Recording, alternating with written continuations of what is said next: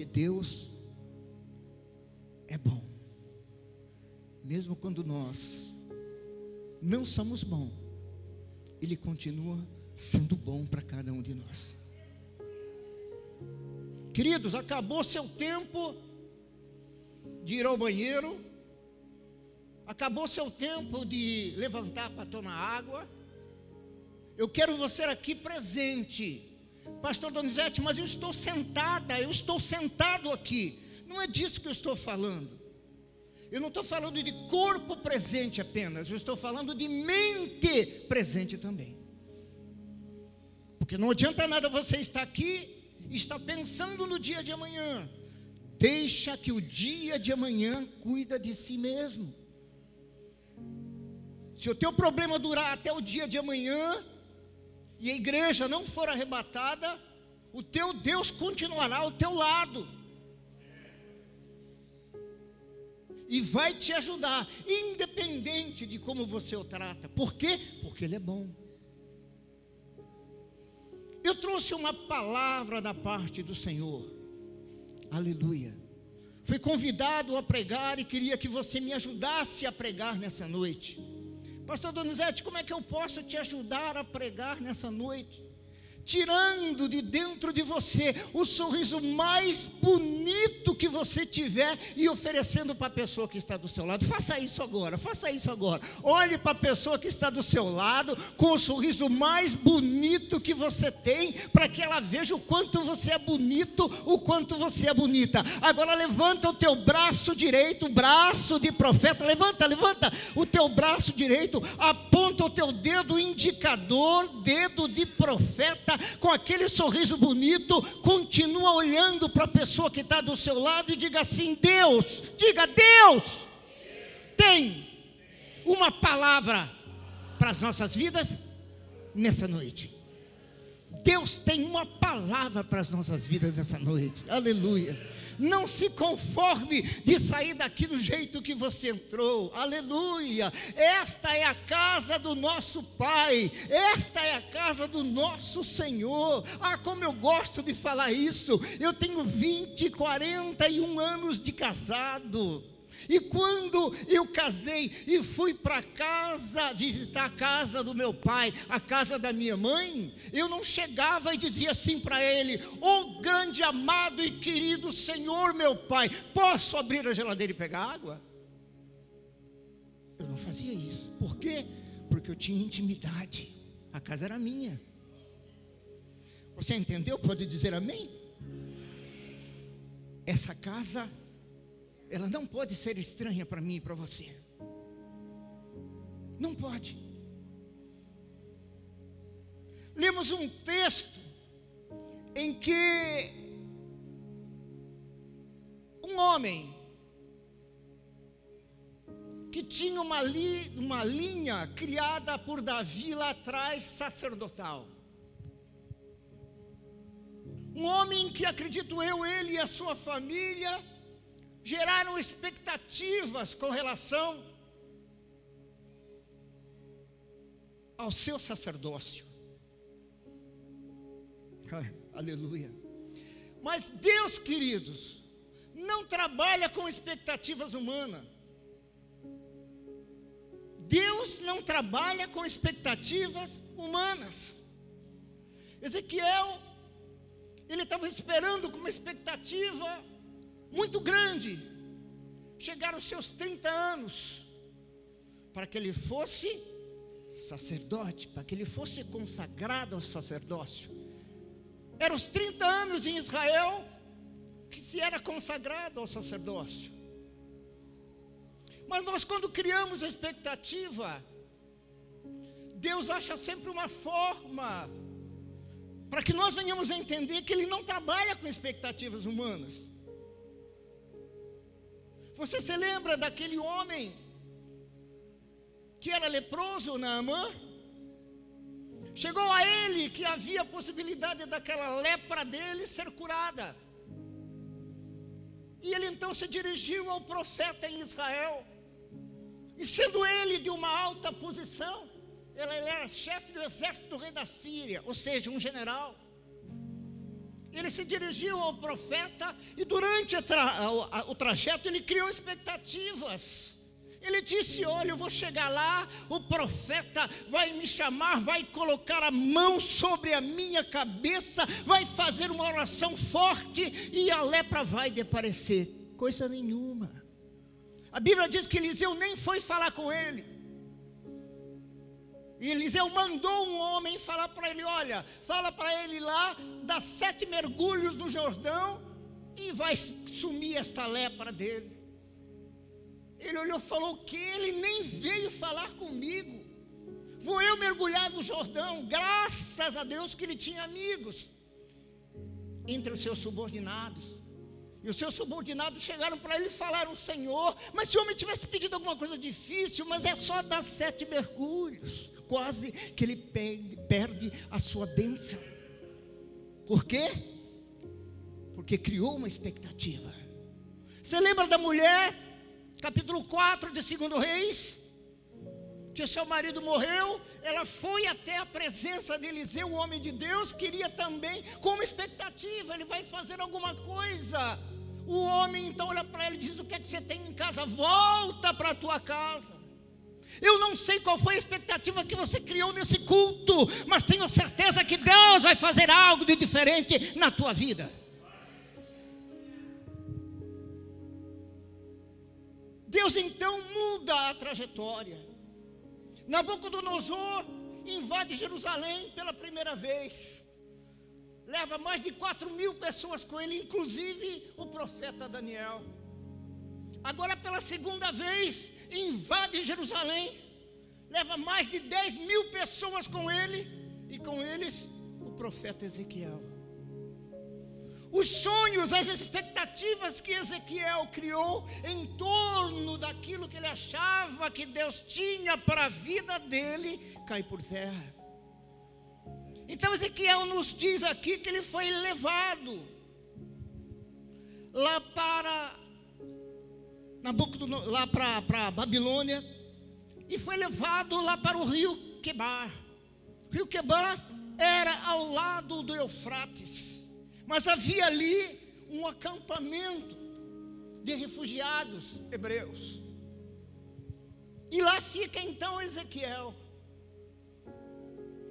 5 anos depois, exatamente 5 anos depois, quando ele deveria ser consagrado ao sacerdócio, o Senhor o chama para ser profeta. Deus muda situações. Eu já estou sentindo Deus falar poderosamente com alguém aqui dentro.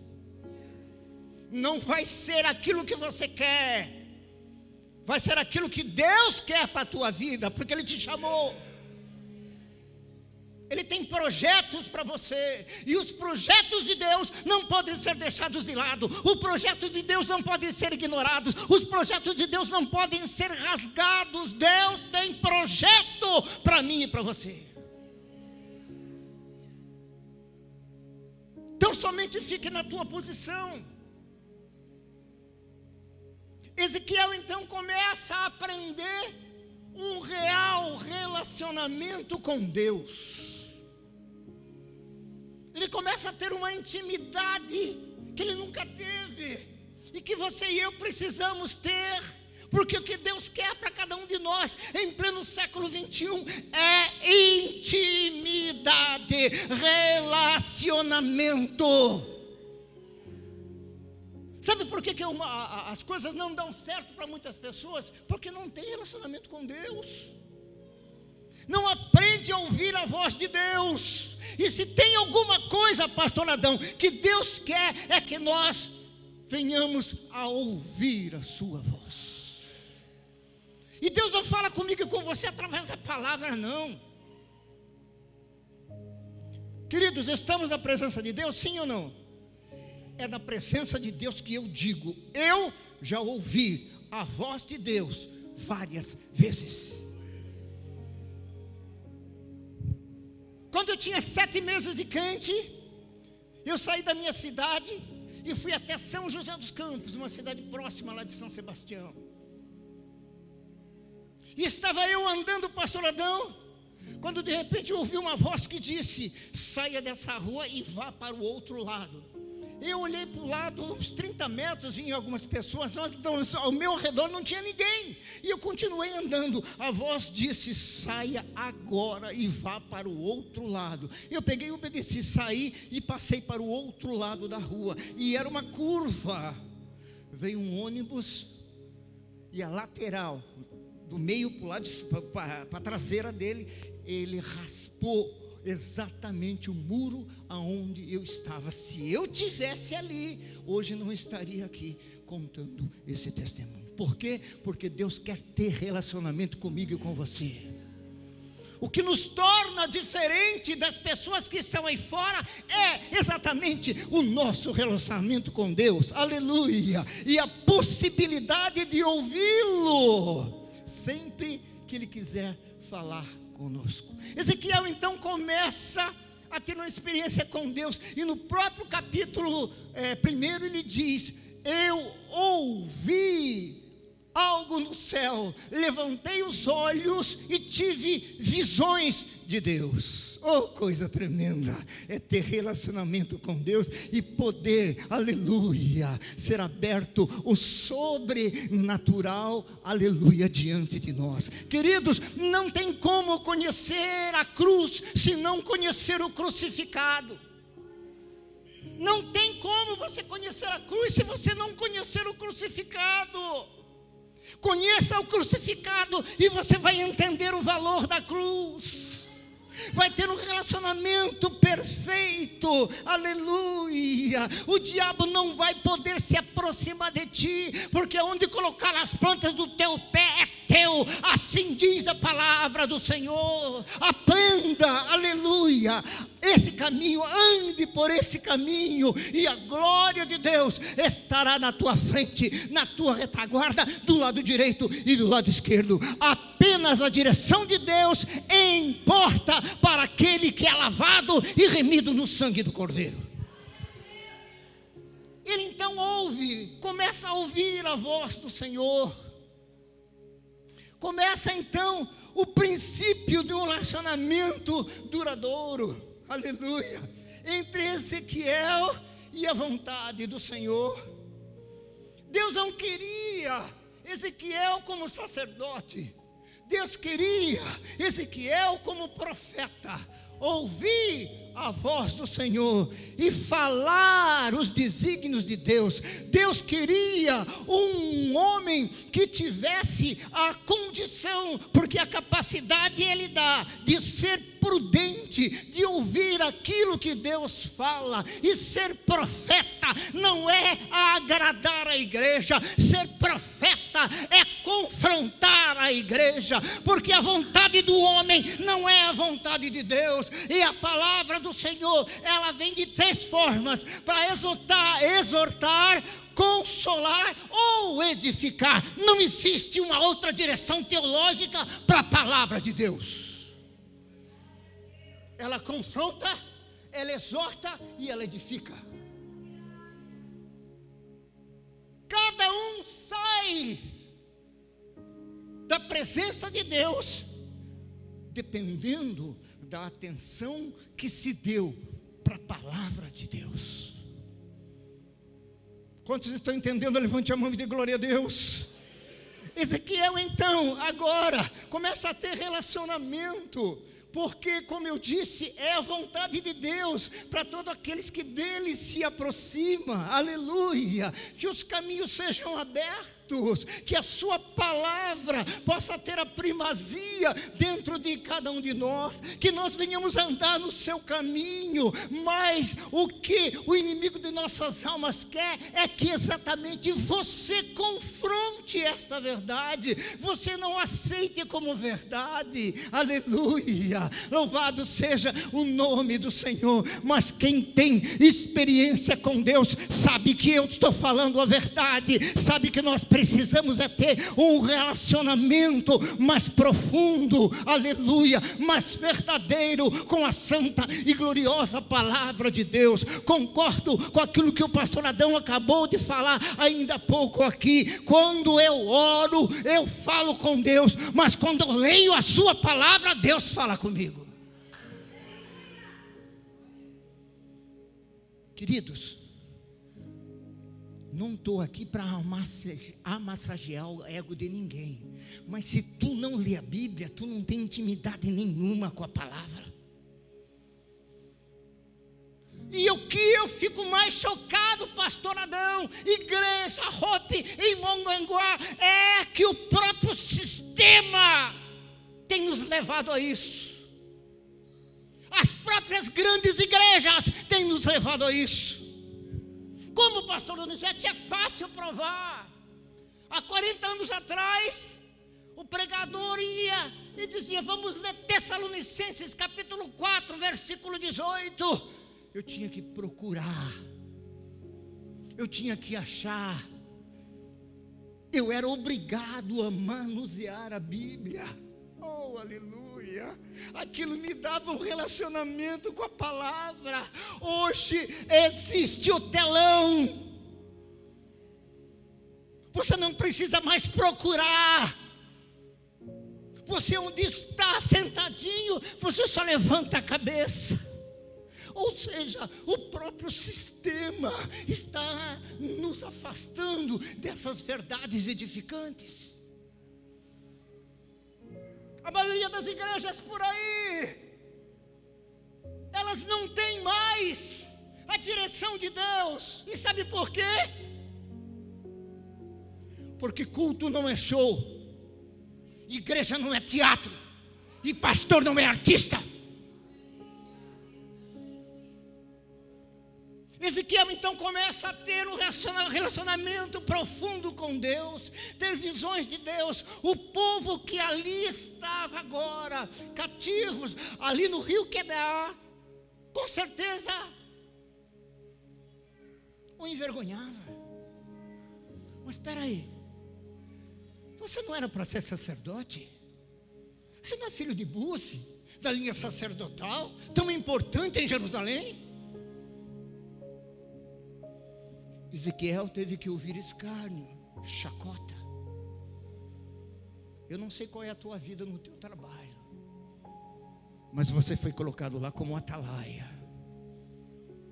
Você foi colocado lá como porta-voz de Deus.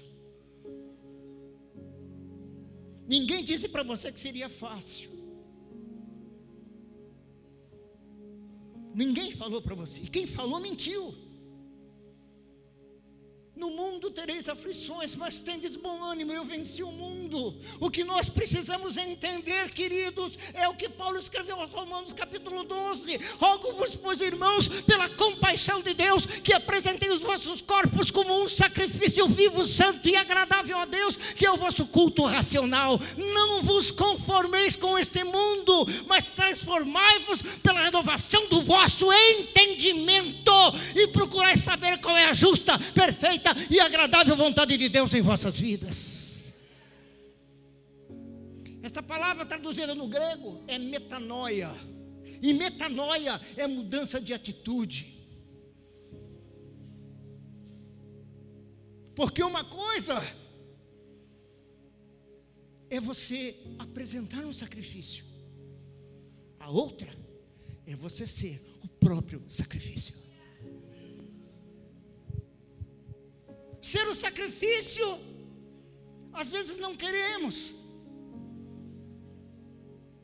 Queremos apresentar o sacrifício a Deus, mas ser o sacrifício diante de Deus é a verdadeira adoração. Porque nenhum de nós aqui presente, e nenhuma pessoa no mundo está realmente preparada para ser adorador. Nenhuma pessoa no mundo está preparada para ser o sacrifício e não oferecer o sacrifício. E o diabo sabe disso. O inimigo de nossas almas sabe.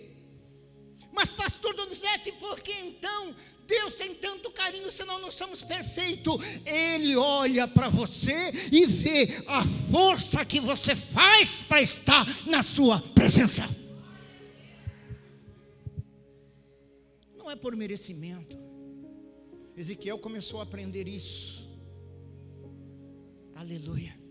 E no capítulo 46 do livro de Ezequiel, você vai ver algo tremendo. Ele ensina então a verdadeira adoração. Como que devemos chegar até a presença do Senhor? Aleluia. É um culto ordenado, é uma adoração ordenada. Ele diz assim: olha, aqueles que entravam para adorar ao Senhor pela porta do norte, saíam pela porta do sul, e aqueles que entravam pela porta do sul, saíam pela porta do norte. A adoração ordenada. Oh, aleluia. Ele então começa a falar de um príncipe. É o único lugar que Ezequiel fala desse príncipe, que ele entrava pela porta que ele queria e saía pela porta que ele queria. Mas quando nós vamos para o capítulo 47, aonde nós lemos, nós vemos assim: depois disso me fez voltar à entrada da casa, eis que saíam umas águas debaixo do umbral da casa para o oriente.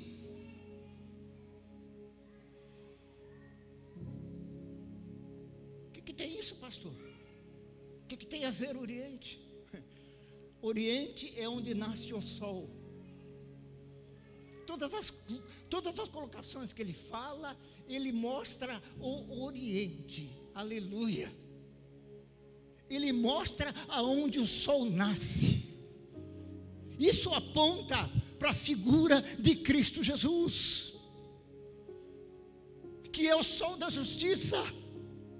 Então ele diz aqui, olha, saiu aquele homem para o Oriente. Porque aquele homem, porque no capítulo 45 ele fala dele. E o objetivo desse homem qual era? Era mostrar um outro templo para Ezequiel. No capítulo 47 então é mostrado um outro tipo de templo. Se quando olhamos esta passagem e olhamos lá para o livro de Apocalipse, capítulo 21, 1 e 2, você vai ver que é a mesma coisa. Aleluia. Aquele homem que tinha um cordel de medir, então ele começa a mostrar para Ezequiel que havia um outro templo, porque no 45 ele dá diretrizes de como o homem deve entrar para adorar. Aleluia. Mas no 47 não, esse é o próprio sacrifício. Ele começa então a mostrar para Ezequiel como é que era a coisa dentro desse templo. E diz o texto que ele pegou um cordel de medir e mediu uma quantidade de côvados, que dá aproximadamente 500 metros. Ou seja, isso fala que Ezequiel teve que se doar um pouco mais, teve que percorrer aqueles 500 metros. E eu quero falar sobre os 4 estágios do Espírito na vida do ser humano, na vida daquele que aceita a pessoa bendita de Cristo Jesus. No primeiro estágio, você vê a água batendo pelo tornozelo. O primeiro crescimento do crente não é para o lado direito. O primeiro crescimento do crente não é para o lado esquerdo. O primeiro crescimento do crente não é para cima. O primeiro crescimento do crente é para baixo. Aleluia. Ele precisa, como uma árvore, aprofundar os seus conhecimentos na palavra. Ele só cresce espiritualmente se ele se aprofundar na palavra. É por isso que a palmeira e o cedro do Líbano é uma comparação enorme para os crentes do século 21. chão. A palmeira cresce, aleluia, até encontrar os lençóis freáticos. Enquanto ela não encontra o lençol freático, ela não para de crescer. Praticamente o que ela tem para cima, quase 15 metros, ela tem para baixo também, dependendo da altura do solo aonde ela encontra água. O crente, ele não é nada se ele não buscar a presença do Espírito Santo de Deus. Louvado seja o nome do Senhor. É Ele que te dá direção. É por causa dele que Jesus Cristo foi, aleluia, assunto ao céu. Jesus falou: convém que eu vá para que ele venha. Se eu não for, ele não virá. Quem? O Espírito da verdade, que o mundo não conhece porque não tem, mas ele está em você, ele habita em você, ele quer ter um relacionamento mais profundo com você, aleluia. Engrandecido é o nome do Senhor. Então, vamos para a casa do Senhor. Por qualquer coisa, às vezes, saímos da presença do Senhor, não entendemos o trabalhar de Deus. É como aqueles que as aves do céu comem antes de chegar na terra, aleluia. Depois aqueles que crescem são impedidos do crescimento pelas pedras, pelos problemas que existem dentro da igreja. Que toda igreja tem problema, mas o desafio é eu entregar o meu braço para você, você entregar o teu braço para mim, aleluia, aleluia, e nós sermos um povo forte, aleluia. Esta comunhão Deus nos amostra no Evangelho segundo João. Pai, aqueles que tu me destes, eu quero que seja um comigo, como eu sou um contigo. Unidade. A igreja precisa de unidade. A igreja precisa entender que eu preciso da sua oração e você precisa da minha oração. Eu preciso do seu carinho e você precisa do meu carinho. Eu preciso da tua consideração e você precisa da minha consideração. Vamos andar juntos. Esse propósito fraterno, queridos, vai levar tempo e eu não vou citar. Eu vi claro. Deus me mostrou de uma forma tremenda. Eu fiquei das 3h15 da tarde até 15 para meia-noite desacordado. Deus me levou em lugares e lá eu pude entender o que é a unidade dentro da igreja, a importância da unidade dentro da igreja. E aqui em cima, vou te falar uma coisa. Quando você partir para o outro lado da vida e você deixar os sentidos que Deus nos deu para que nós possamos nos relacionar com os nossos semelhantes, visão, audição, paladar, tato e olfato, quando você deixar isso e for para as mansões celestiais, ninguém consegue enganar você. Lá não se fala. Eu posso discernir o teu pensamento e você discernir o meu pensamento. Você não consegue esconder nada de mim e eu não consigo esconder nada de você. Sabe por quê? Porque conquistamos uma unidade. Aqui em cima nós somos uma unidade. Essa unidade, para ter sequência em cima, ela precisa começar na igreja. Ela precisa começar na igreja. Ezequiel então consegue entender isso. E começa então a ser alvo de crítica. Por quê? Porque o profeta, quando fala, ele é a boca de Deus. E poucas pessoas querem ouvir a voz de Deus.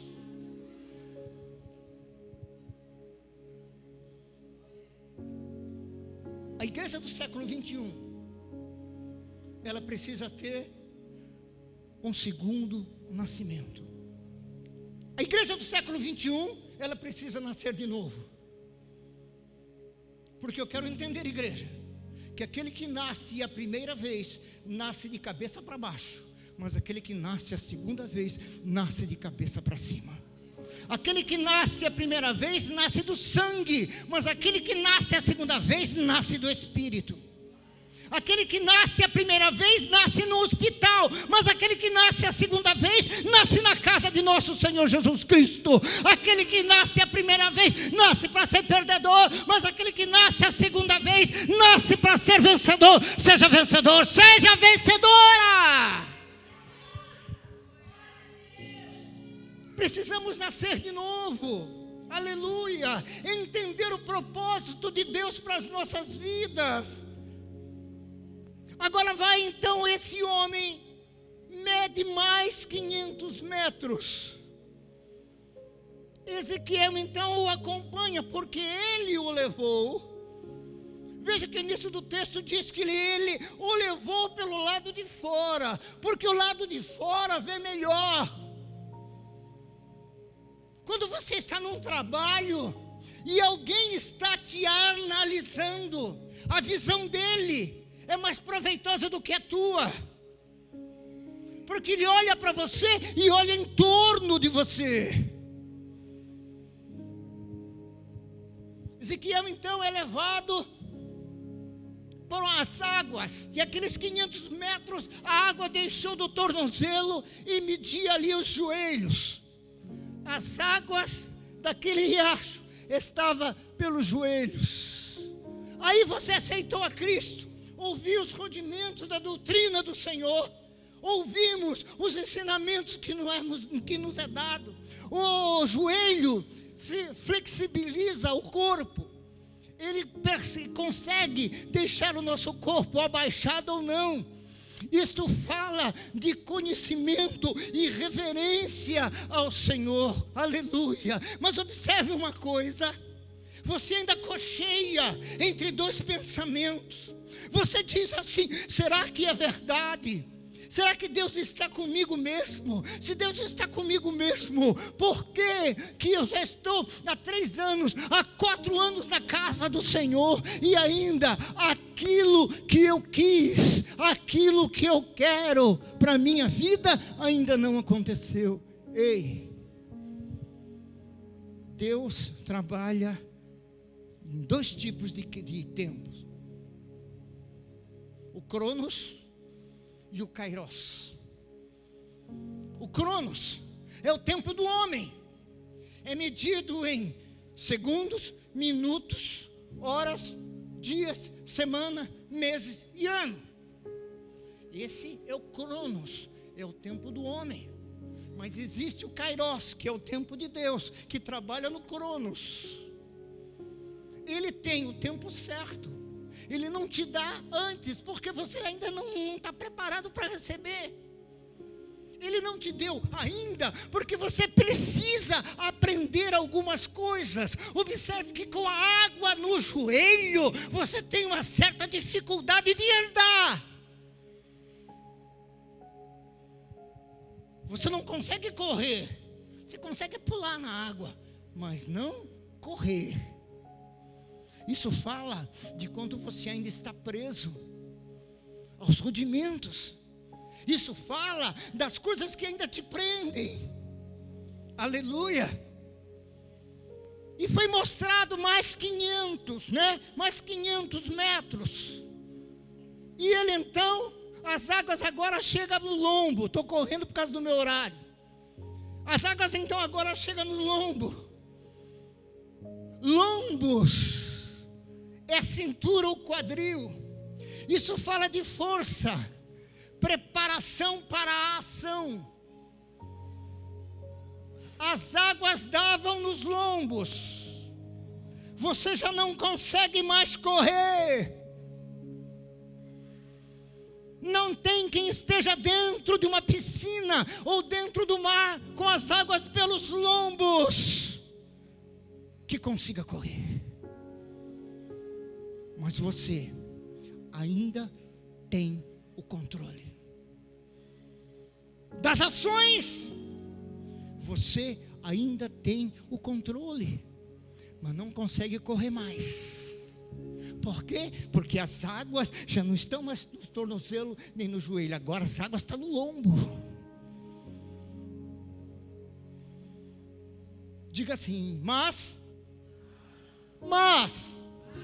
o controle ainda está comigo.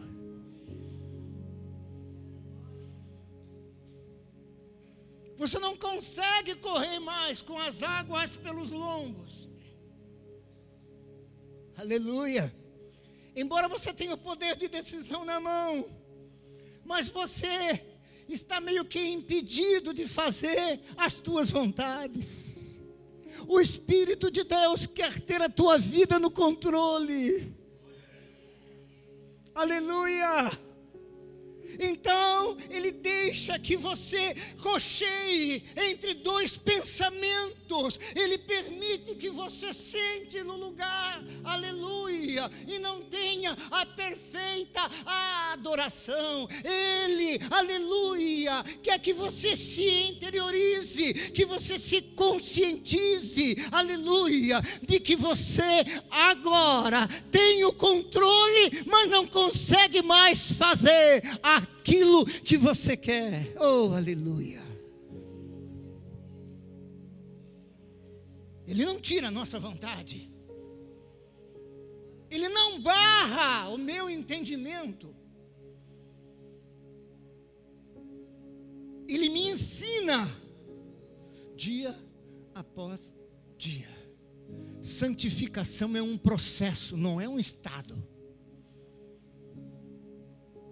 Santificação é um processo na vida do crente, na vida do ser humano. Não é um processo. O processo de santidade somente Deus tem. Mas a minha vida e a tua vida, ela é santificada dia após dia. Aleluia. Eu começo a me submeter à vontade de Deus, porque entendi que essas águas é o símbolo do Espírito Santo de Deus. Aleluia. Ele chegou no meu joelho, nos meus tornozelos, chegou no meu joelho, aonde eu dobrei o meu corpo e aprendi a reverenciá-lo. Agora eu quero mais, porque quem entra por esse caminho, ele procura mais e ele quer mais. Por isso, queridos, me perdoem, pastor, obreiros, igreja, aquelas pessoas que eu ouço dizer: olha, tal pessoa se desviou dos caminhos do Senhor. Que nada, nunca teve.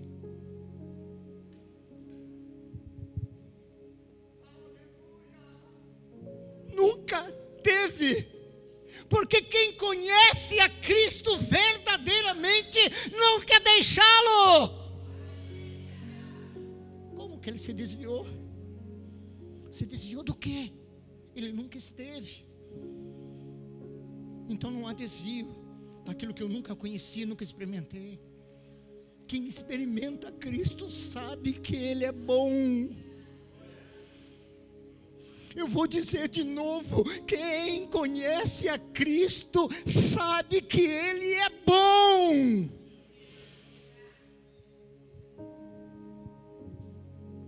Eu estive no Espiritismo 7 anos. Conheço Umbanda, Candomblé e Quimbanda. E conheço muito bem, gente, viu? Lá, eles não chamam a gente pelo nome. É meu cavalo ou meu burro que os espíritos falam. Sabe por quê? Porque eles montam.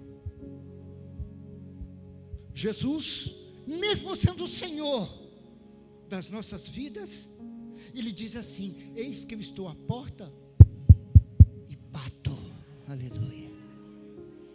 Se alguém abrir a porta, esse alguém está no condicional, é uma condição. Se alguém abrir a porta, entro eu, meu Pai, e faremos nele morada. Oh, aleluia. É por isso que eu disse: não há desviados na obra de Deus. Não há, aleluia. Porque quem conhece não quer largá-lo mais. Ezequiel então agora começa a sentir que há algo mais profundo. E a Bíblia diz em Mateus 9,37 que a seara é grande, mas são poucos os ceifeiros. São poucos aqueles que querem se colocar na dispensação do Espírito e ser guiados, ser trabalhados por Ele. Ezequiel agora vê que esse homem mede mais 500 metros. E agora as águas que estavam pelo lombo. Ezequiel olha, avalia e diz: é muito fundo.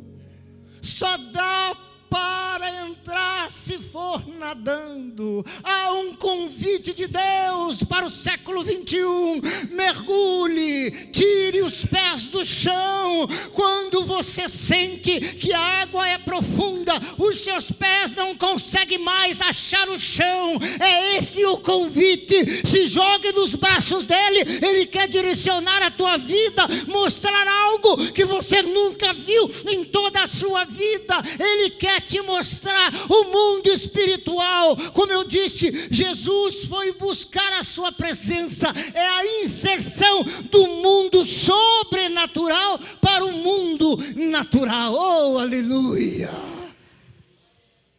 Jesus trouxe a possibilidade do mundo sobrenatural adentrar o natural e tomar conta das nossas vidas. Aleluia! É algo que você desconhece, é algo que você ainda não sabe. Aleluia! Mas Ele só vai te mostrar quando você se jogar. Ele só vai te mostrar quando o controle for dele. Quando você perder o controle, aleluia, você perde o controle e entrega esse controle nas mãos dele, e ele só quer te dar uma boa direção. Ele só quer proporcionar um sorriso nos teus lábios. Ele quer só trazer felicidade para o teu coração. Aleluia! E quando os dias de tristeza chegar, você vai entender que é propósito dele fazer você passar pelaquilo. Oh, aleluia! Tem crentes que sem conhecimento da Bíblia diz assim: pastor, o senhor não está no lugar que eu estou. Onde você está, filho? Pastor, eu estou no vale. Que vale? Onde é que está escrito isso na Bíblia? Ah, no Salmo 23, versículo 4. O salmista lá fala de uma possibilidade. Ele diz: ainda que eu andasse, ou ainda que eu ande. Ele nunca falou que esteve lá. Não se coloque lá por conta própria. Vale não é lugar de crente. Oh, aleluia! Posso ouvir um glória? Posso ouvir um glória? Vale não é lugar de crente. Aleluia!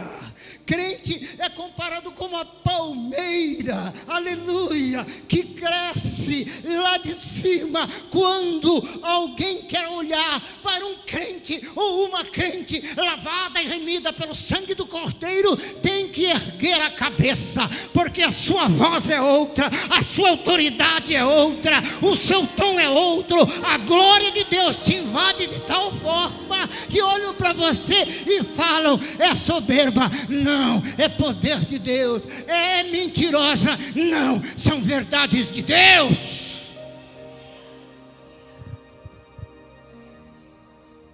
Se jogar é um convite para deixar o controle dele, seu, na mão dele. É buscar o invisível, é atingir o sobrenatural, vivendo entre os naturais. Querido, sabe lá o que é isso? A vergonha que o diabo tem quando você, comedor de arroz e feijão, sujeito à morte física, ter autoridade sobre um espírito imundo e dizer para ele: sai, e ele tem que sair.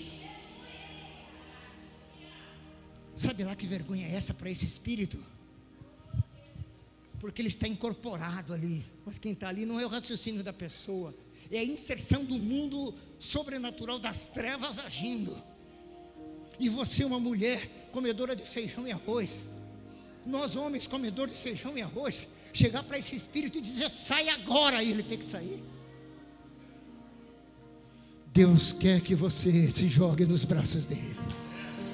Aleluia. Você pode ficar de pé? Você pode ficar de pé? Deus quer te mostrar o mundo sobrenatural. Aleluia.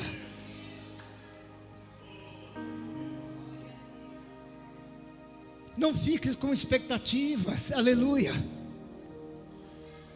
Será que vai acontecer? Ou será que não vai acontecer? Quem faz acontecer não é você. Quem faz acontecer não sou eu. Eu agora sou o quê? Eu sou um vaso. Eu sou alguém que olho para todos os lados e estou cheio da presença do Espírito de Deus. Aleluia. Eu não tenho para onde correr, porque eu escolhi me jogar. As águas já passou do tornozelo, do joelho, dos lombos. Há um convite da parte de Deus. Viva o mundo sobrenatural. Viva o mundo espiritual. Aleluia. Deixa que Cristo guie, que o Espírito Santo de Deus guie a tua vida nesses últimos dias. Aleluia, aleluia. Igreja, eu verdadeiramente creio que a terra é o centro do universo. E se a terra é o centro do universo, e se a terra tem um centro, o centro dessa terra é a nação de Israel. Se a nação de Israel tem um centro, o centro da nação de Israel é a cidade de Jerusalém. Se Jerusalém tem um centro, o centro da cidade de Jerusalém é o templo sagrado. Se o templo sagrado tem um centro, o centro do templo sagrado, aleluia, é o lugar santo. Se o lugar santo tem um centro, o centro do lugar santo é o lugar santo do santo. Se o santo dos santos tem um centro, o centro do santo é a arca da aliança. Se a arca da aliança tem um centro, o centro da arca da aliança é a pessoa bendita de Cristo Jesus. Se a pessoa bendita de Cristo Jesus tem um centro, o centro da pessoa bendita de Cristo Jesus é a minha vida e é a tua vida.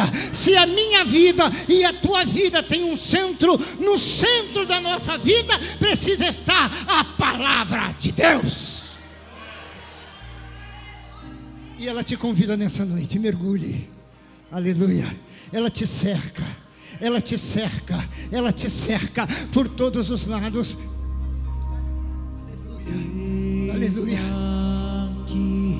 Fecha os teus olhos. Eu queria que você fechasse os teus olhos. Que você imaginasse um grande lago. E você está diante desse lago, perto de ti, pensativa, pensativo, envolvido pelos seus pensamentos. De repente os teus olhos se abrem e você pega uma pedra e joga nesse lago. Imagine você jogando uma pedra nesse lago. A pedra cai na água e produz ali um redemoinho, uma